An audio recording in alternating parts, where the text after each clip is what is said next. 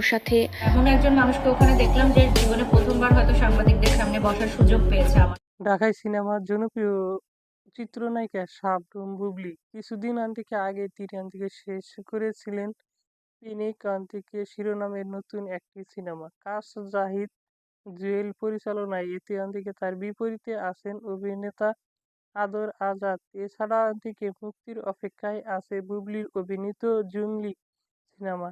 এমন থেকে রহিমের পরিচালনায় এতে তার বিপরীতে আছেন সিয়াম আহমেদ।